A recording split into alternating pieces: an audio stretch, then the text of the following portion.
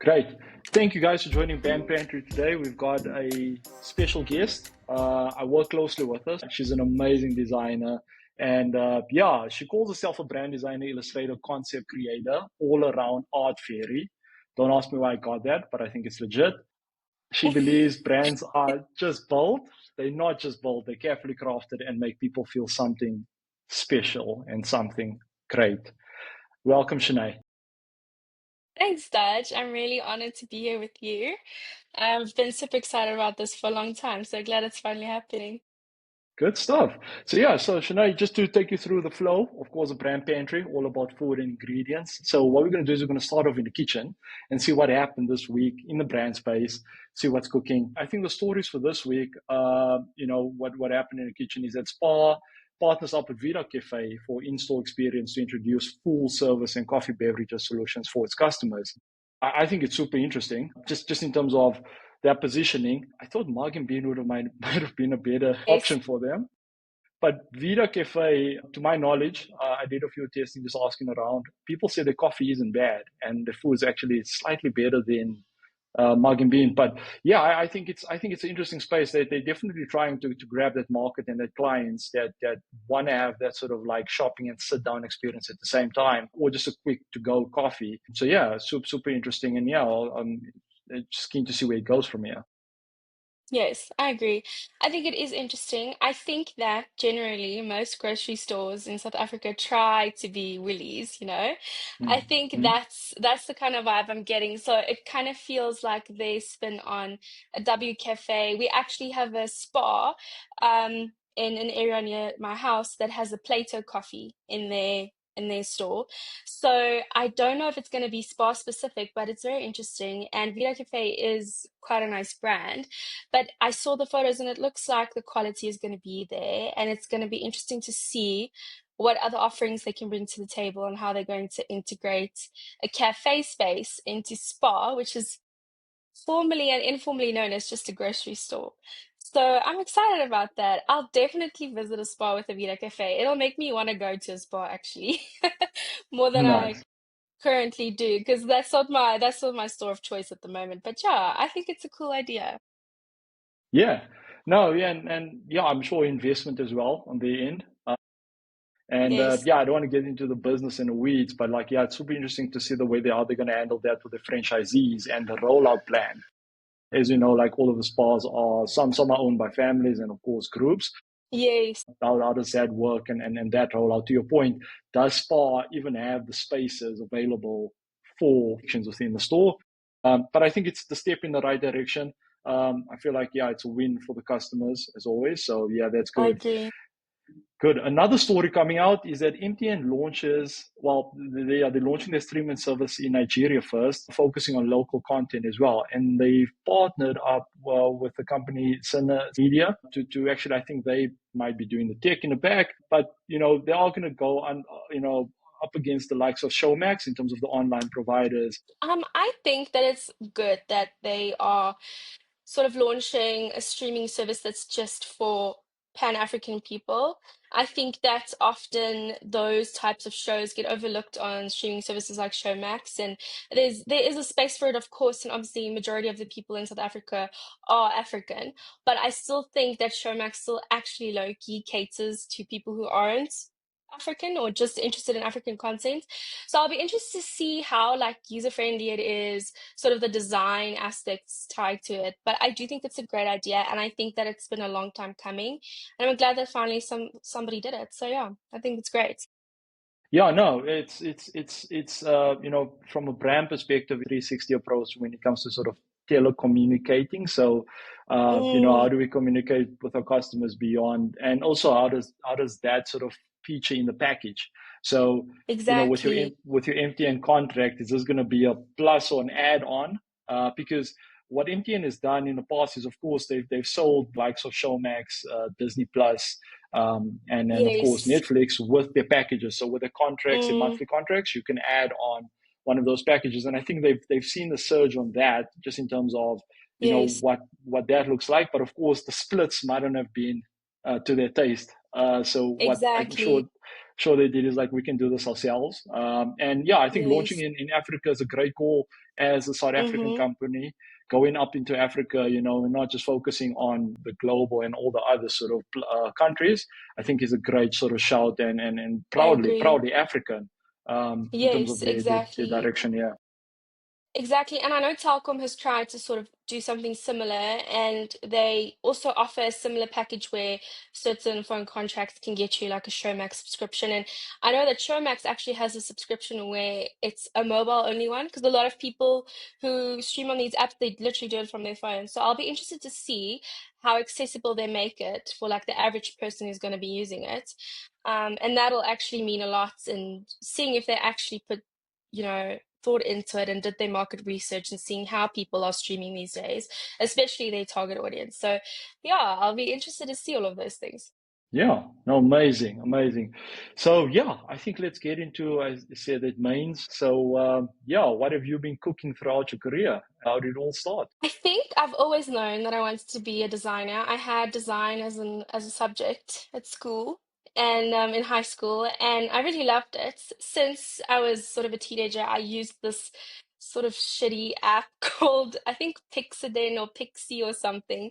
And what I used it for, it was basically like a hillbilly version of Photoshop, where you can edit your pictures and but it was for like it was in the MySpace era. So it was that kind of vibe, okay? So it was very girly, not very good, not very user friendly, but I loved it. And I think that's where I noticed, hey, I like this. I love making little pictures, making pretty things. And how it actually started is I started designing birthday invites for all of my friends on that app. So I would do like cute little artworks and do like digital um invites, and I would print them out for them on my computer in like little square boxes. And it sort of Nice. became like a little hustle in high school.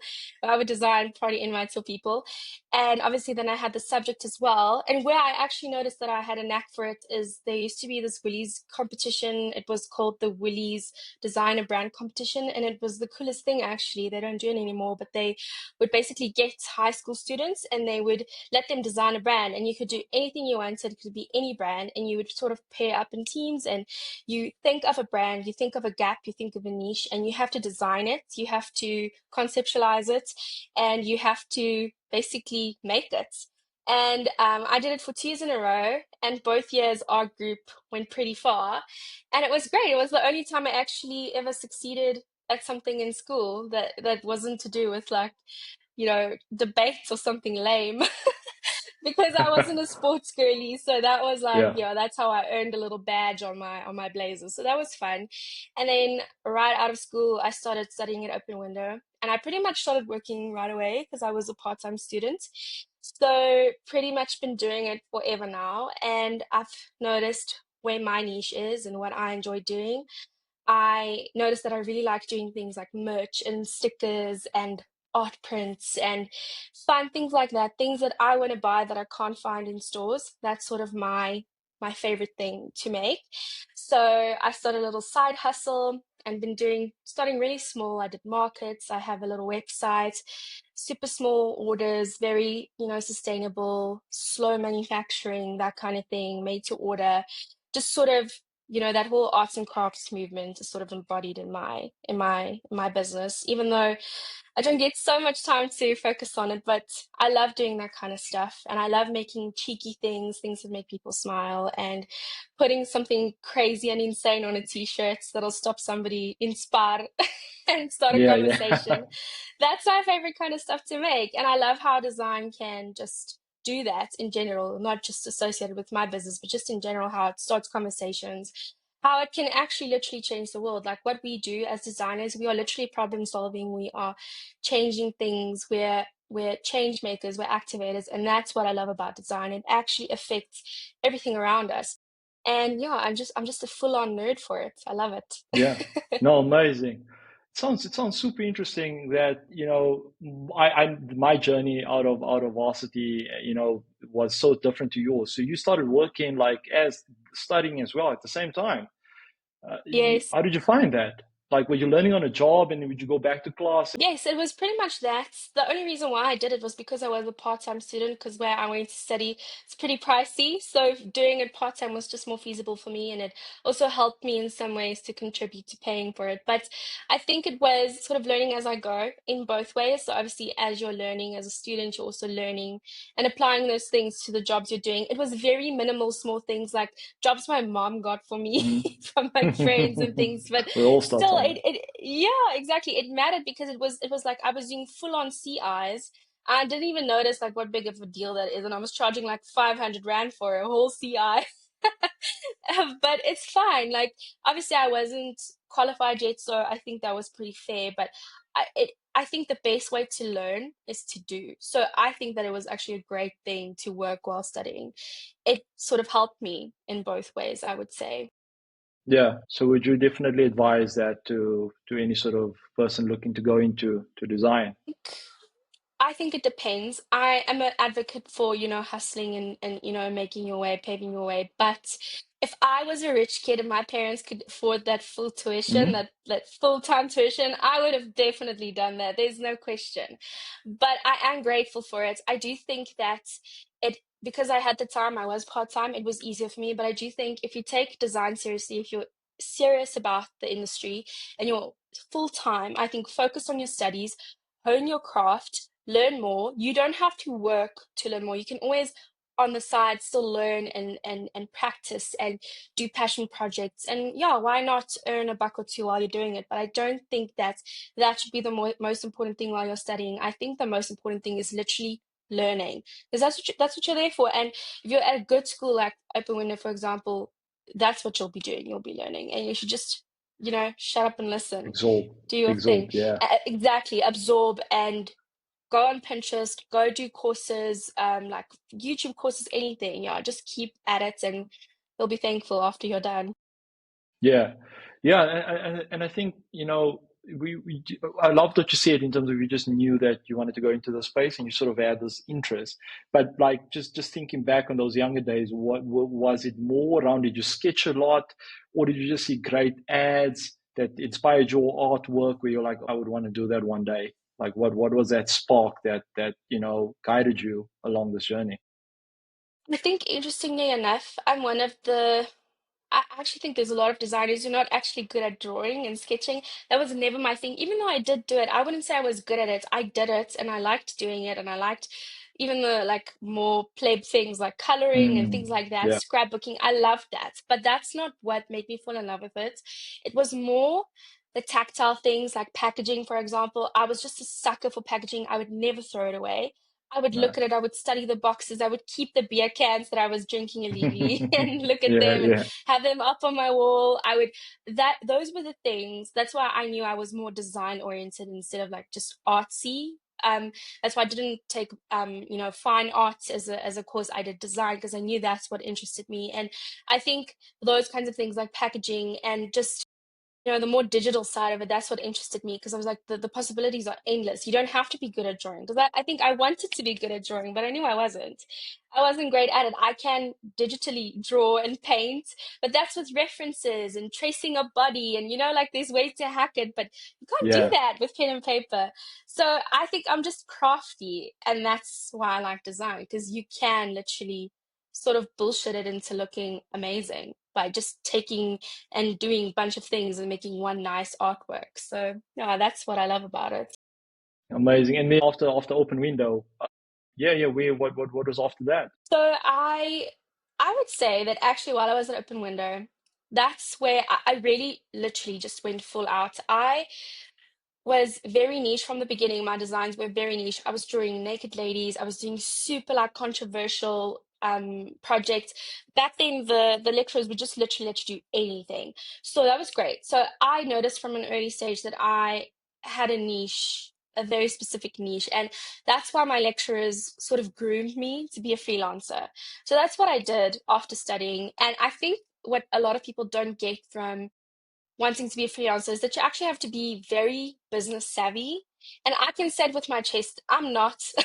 I'm not business savvy. I'm not interested in managing my finances. I'm not interested in hustling like that, feeling like a freak and begging people for my money, people not paying you, having to chase people, saying, please pay me. Like that part of freelancing, it's real. It happens. And it sort of discouraged me, but that's what I did. I freelanced for a couple of years and it was great. I worked on a lot of projects. I did some really fun things. I worked with some big local skincare brands, did really cool Nice. packaging. I also did the whole Fiverr and Upwork thing. I was everywhere basically, because if you're a Yeah. freelancer, you have to be like, and when I was in the thick of it, COVID happened. So that was basically me without a job for almost 2 years because nothing screams luxury more than stuff like design when there's like a worldwide pandemic. It's not necessity. People aren't paying for it. Everybody's suffering, so they're not going to think about design in that point of time, especially not smaller businesses which that's your target audience if you're a freelancer. So yeah, it was tough. And I think after that whole experience and realizing that I'm just really shit at business, I was like, I need to I need to do what I should have done from the start and start working at agencies. So then Yeah. pretty late in my career, actually I started doing that. And now I'm with you at our company. Yeah. So yeah, it's been a ride. Yeah, no, but I don't think there's a wrong, like a right way of doing it, right? I think everyone's journey is different, but I think For sure. I think your drive and your hustle mentality, whatever's you just said stompies you picked up, or like you're not really you're not Yes. really about the nine, like the hustling, beyond 9 to 5, I would say, mentality. I think you still learned a ton that a You lot of did, people, yeah. yeah, yeah. For So sure, yeah, you do, you do. real quick, I just wanted to get, like, I ask all the guests these questions, but what are the key ingredients that make a successful brand or business in the advertising industry? I would say, especially from learning from things that I've seen, in the market recently, I think that brands are businesses, right? I think they need to not take themselves too seriously. And that's the main thing. Don't take yourself too seriously. It doesn't matter who you are, you need to be able to tone it down and actually be able to speak and identify with your audience. And I think the second thing is to adapt. I feel like that's the biggest thing we find in our industry is the one thing that so many people don't want to do is adapt and sort of get with the times. They don't want to change. They don't want that brand refresh that we're begging them to do that will be so amazing and integral to their brand flourishing in this day and age. Like that's so important as a Mm, brand. You need to be able to adapt. And I think another thing from like our industry and what we do is just for brands to trust the people that they're hiring to do the job because hopefully they're hiring the best people for the job, right? Like if they're hiring us, like we're pretty freaking good at what we do. So having that ability to just trust the professionals to do what they do best and guide you as a brand and really help you to do things like conceptualize your marketing campaigns and make really beautiful designs that are multifaceted. Those kinds of things are what brands need to be doing, and so many of them don't do those things. So yeah, I would say yeah, that, yeah, yeah, it's just being real, adapting and trusting yeah. trusting your designers. Yeah, no, that's interesting that you pointed out the change, because the change usually from a brand, a lot of people are like it's internal and the people, but something as simple as a brand refresh might actually grow with sales, because I think what brands also forget is that the clientele gets older and Hmm. unfortunately at some point in time leaves Earth. So the new Literally. kids that are coming up, it's like if you don't speak to them, it's almost like, Exactly. how does a law firm or how does a bank speak to like a person of Gen X or Gen Z? Like how does that actually happen? Like your tone, your voice, Exactly. because they're living in a different world, much more They colorful. are. The lingo, what they say and what they talk, so Exactly.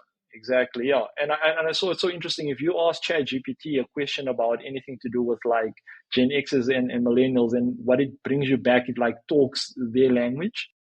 So, if you Google like great ads or something, then it'll tell you here's the campaign idea, and then before they go into the bullet points, they have a heading that says white slaps, and then they go into each reason why Yeah. it slaps. I don't think a bank would really be like join or No. create this account, and this is the reason why it slaps. So maybe, who knows, there might be space for it. Yes, Yeah. no, agreed. And that's why you need to hire the professionals because we know how to, if that is the target audience, so that is how they speak. You don't necessarily have to use why does it slap in your campaign. You can just be specific with your imagery and how you shoot the video and, the kind of designs that you make, it'll still appeal to that audience without having to be cringe or use weird lingo. Like, that's why we do what we do. We know how to make it work. And it's so important. And um, we had that lady here with Faith Popcorn, Mhm. and she said Yeah. something, and she was like, basically, companies need to start thinking about the Gen Z audience because they are literally the rich kids of tomorrow, right? Like Mm. they are already hustling, they're already starting to work. I mean, I know Gen Z people who are literally marketing directors of companies right now because they do it so well. Like we can't ignore them. I know that some millennials, older millennials, and like the what are they called? Like the boomers, those people, they hate the Gen Zs. And especially those people who are owning businesses, like the boomers and those people, they hate the Gen Zs. They don't want to appeal to them, and they're literally shooting themselves in the foot because they're missing out on a great opportunity. So it's important to keep tabs on the different generations in your audiences because, yeah, it'll be to your detriment if you don't. I feel like, yeah, I feel like your journey is cool and unique, in a way of like, I wish I could have gone back and get into the practical and like reality of design, then sit in a classroom, I would say, and just, faff around with Photoshop and a few sort of mock-ups and things, but actually learning the process of how things are actually running, in the sort of industry, which changes dramatically fast. Super interesting, and thanks for that. So yeah, I think after that mains, we'll get into the palate cleanser real quick. So Yeah. as I said, this is our quick fire question. So feel free to elaborate on your answers if you'd like to. You don't have to. You could also just give me an answer, or you could just not give me an answer. It's up to you. It's you. But it is sort of these two choices. So the first one will be based on you, of course, digital or traditional. Digital, for sure. Digital. Cool. Mm-hmm. Line art or full color. Full color, for Full sure. color. Cool. Mm-hmm. Day or night designer? Nights. I hate to admit it, but yeah, I do my best work when the sun is down. Good. What's your design spirit animal? It's really hard. You know what? Tasmanian devil. Because they're so chaotic, they cause problems. Yeah, But yeah, they do. if you actually understand them, you'll understand like how important they are and what they can actually do for you. Like they can get rid of your pests if you train them correctly, and they're just fun. They're fun to look Yeah, at. So I would say I'm a Tasmanian devil, yeah. yeah. You just explained the raccoon. That's the same thing. You know what? Maybe that's what I am. And also I'm good with my hands. They're really Yeah, good yeah, with their yeah. hands. So yeah, let's go with that. Tasmanian devils are maybe a bit too aggressive. Yeah, trash Yeah, panda. yeah, yeah. Okay, Because nice. what do? We take trash and we turn it into treasure. That's what we do as That's designers. true. Yeah, Mm-hmm. taking an old logo and making it more appealing to Gen Yes, Zs. literally. Yes. Good stuff. If design was, if your design style was a song, what would it be? A song. Oh my gosh, that's a really hard one. I know, I take your don't know time. why. I don't know why, but the first song that came to mind was Let's Get It On by Marvin Gaye. I don't know why, but like I just feel like when I get Cool. briefed on a new project, I'm ready. I'm ready to go. I'm Yeah, like, let's get it on. I tackle it head on. So yeah, let's just go with that. yeah. Isn't that's a slow pace song, right? So it is a It's little pretty bit more slow paced, but romantic. it's like it moves. It's Yeah, yeah, sensual. yeah. Like I don't know. You can groove to it. I and I've never claimed to be a fast designer, so maybe it's perfect. I'm not Yeah, quick, but I'm efficient. amazing. Yeah, no, awesome. Thanks for those. So yeah, I think let's get into our dessert section, which is saucy, salt, or sour. So saucy means that you absolutely love it. It's amazing. Salty Mm-hmm. is like you're like in between. It stays full, but it's like something might be missing or it might be a little salty, so it's okay. And then sour is like yeah, no, it's just absolutely garbage. You're like yeah, you're not Okay. really for it. Cool. So the Okay. first sort of brand that we're going to look at is Crocs in the current Yes. position. I'll go yeah. I think they in a salty situation. And the reason Yes. being is that they had a major boom, as you know, with all the collaborations with Post Malone and the likes. The Balenciaga thing, I think, was going off the tracks. They were just catching on Mm-hmm. some epic crap over there. Don't know who to blame. It could be Balenciaga, or it could be them. But I feel like I don't see them moving forward unless they do something drastically different. Because, as I said, I think the bubble has popped with their current market. I know, funny enough, on the brand pantry, I should be wearing a pair because chefs around the world love Crocs. They love Crocs. They've got their business shoes for the chefs, all their comfort. But yeah, that's my feeling on their positioning at the moment. Yes, I completely agree with you. I think salty. I think an untrained eye would look at that specific campaign and be like, it looks good. I think what they're doing is they're literally hanging on by current trends, like with their bare hands, refusing to let go. They're like really desperate to tap into the Gen Z market, and they're using like really cheap and just not mindful ways of connecting with that audience. I think that the worst thing a brand can do is try to be too trendy because trends die as fast as they're Mm, born. And I think that yeah. that's what I've noticed with Crocs and Stanley as well. Mm, Stanley cups, yeah. Good what shout. did they do? They brought out different colors, and they're like, "Ooh, the younger kids are buying our stuff." But what are they going to do next? And I think that Crocs is just one of those brands. They're literally living in the now. They're not industry challengers. They're not doing anything that makes me want to go, "Oh my gosh, I will repost that." So I think that's what it is. The people who are creating content for them are not pushing boundaries at all, and they can do so much better. Yeah. No, that's an interesting point. Of course, the social media is so impactful, but to go viral is easy, but Mm, to keep exactly. that audience is another thing. Mm-hmm. So that's how you actually see a lot of posts get like up to millions views, and then the rest are like trickling at like Yes. 23,000, 10,000. So yeah, Mm-hmm. interesting there.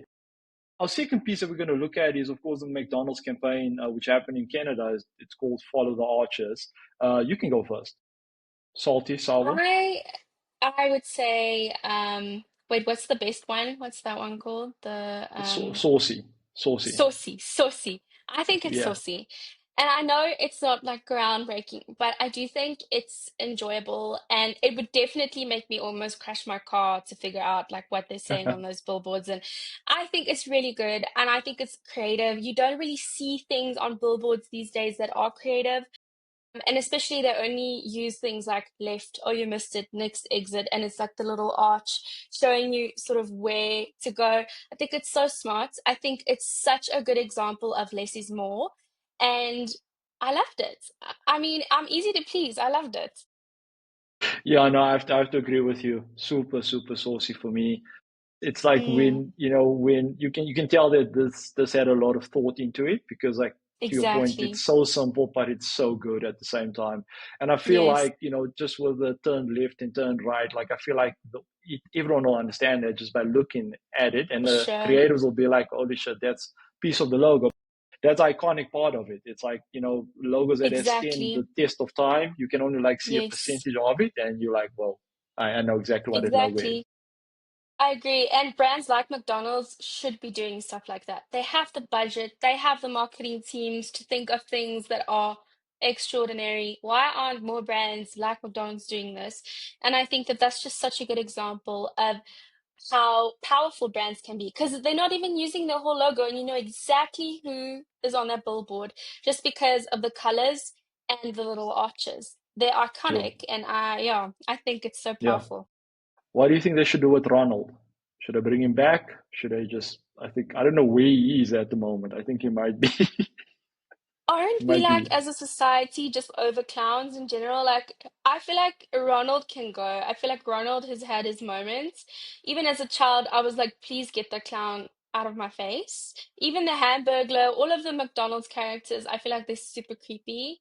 And maybe it's time for a little refresh with the characters. Grimace? How do you feel Oh about my, Grimace, the purple Grimace one? is in that category. He looks like he would rob me. Oh, is it?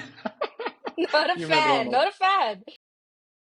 Yes. Good, good. Yes, they look like they could be in a horror movie. No, not a fan. Cool, cool. The third one we're going to look at is the VW logo. So, of course, I'm sure we've got lots to say here. Mm, We've seen companies do this from PayPal, Starbucks. yes, Everyone is sort of, going to sort of this flat vector sort of stylistic approach. Is scalable, I won't lie. As looking at it, there's just so much more that you can do with a flat logo. But at the yes. same time, are we losing some great identity? Are we losing some, Mm, everything's just going to look the same at the end of the day going forward. So, yeah, for me, this is a solve for one reason. mm. It's with the outline. I feel like the Yes. outer circle is not the same line width as the V and the W, and it's irking me. I feel like that should have just been the same size. Right now, it's like, I think it's like 3, 4 points off. I get why they did that because then you can actually see the V and the W away from it. But I feel like they could have, I don't know, just tweak that slightly more. But yeah, so this for me is unfortunately, it's a sell. I think I'm on the cusp of salty and sour. It's somewhere in between. I would say I'm definitely more salty, more sour than salty. I feel like this logo, EW was like, guys, we need a refresh. And they were like, okay, let's put our best guys on this. And they did. And they sat with this logo for probably weeks and months. And they were like, I don't know how to make this into what they want. And they tweaked it so long, so hard. And then eventually they were like, I don't know what the fuck I can do anymore. Here you go. That's what this logo is giving. And I mean, it's fine. But I mean, in the history of iconic brand refreshes, I don't think this will even make the cut. It's not causing a stir. It's not really injecting anything new into the brand. It's just basically a vectorized, simplified logo. And I don't know if it's anything more than that. Yeah. Yeah, cool. So wait, you didn't say. So you said you're between salty and sour. So you make a choice. Yeah. You, Let's you're still let's you're go still in the middle. sour. Okay, Yeah, let's go okay, sour. Let's go sour. I'm yeah, not a okay. draadsitter. Lekker. Cool.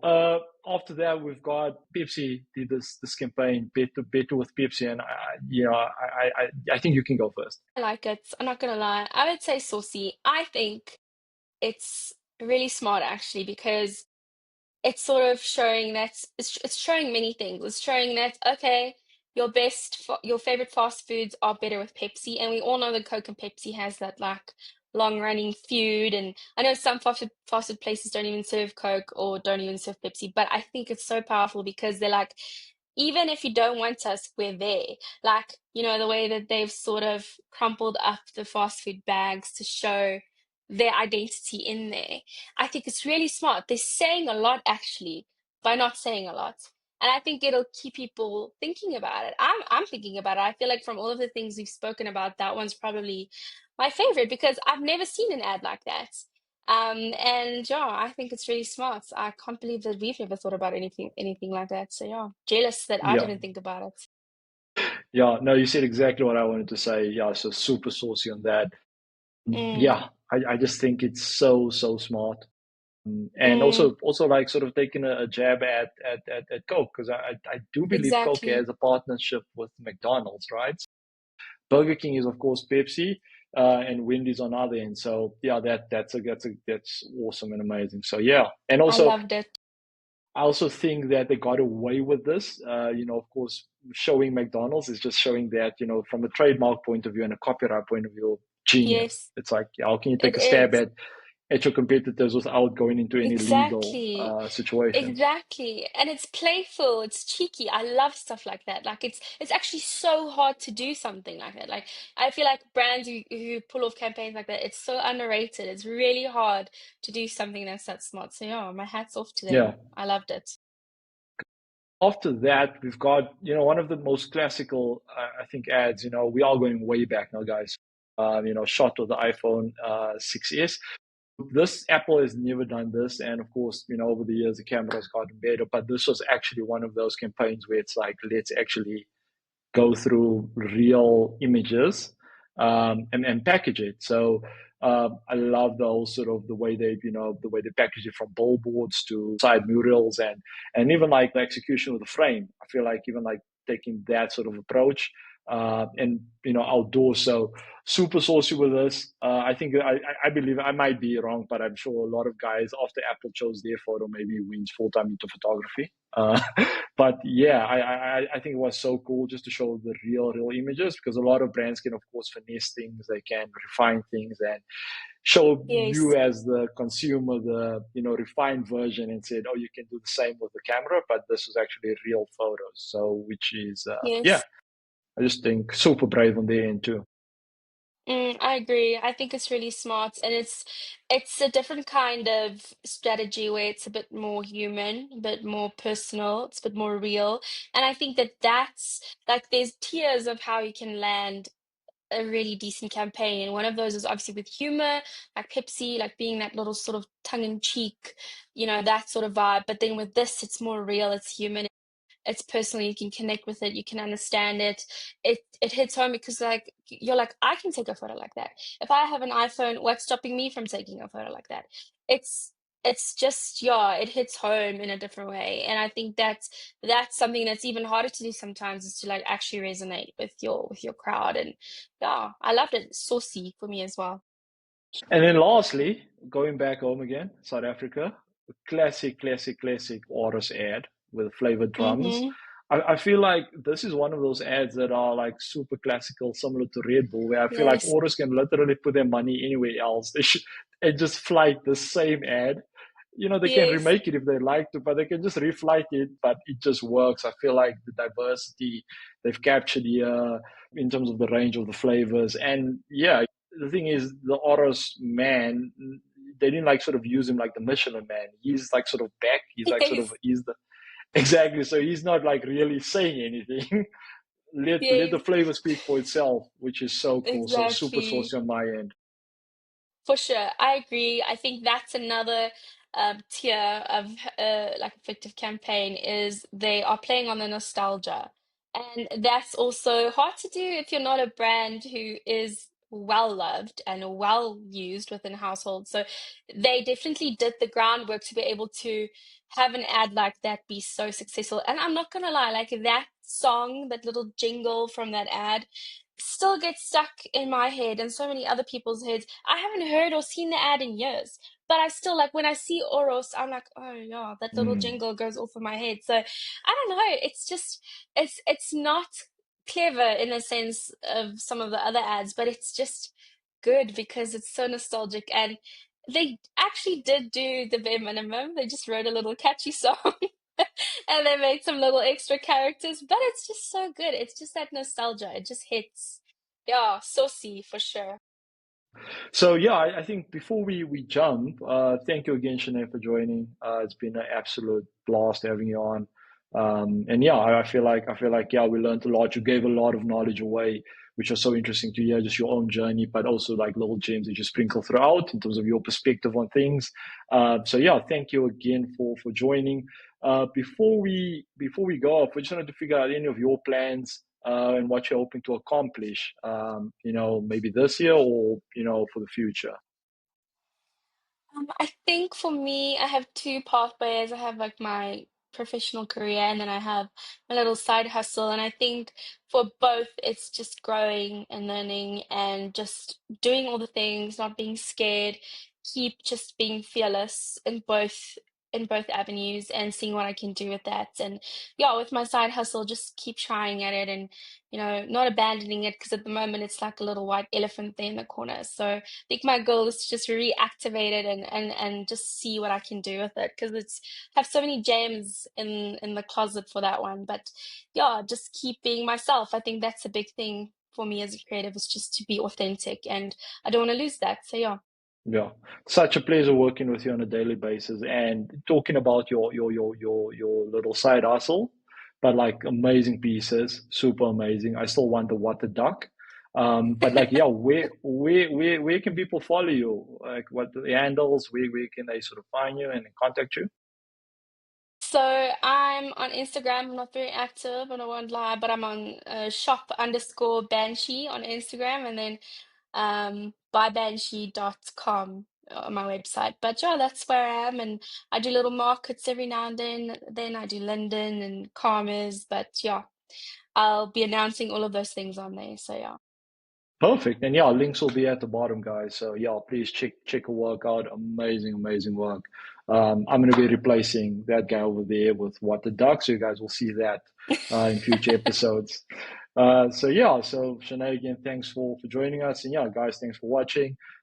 Yeah, definitely stay glued for the next episode. We are going to switch it up a little bit. But Chené, thank you again for joining today. Thanks, Dash. It was so fun. Thanks for having me on.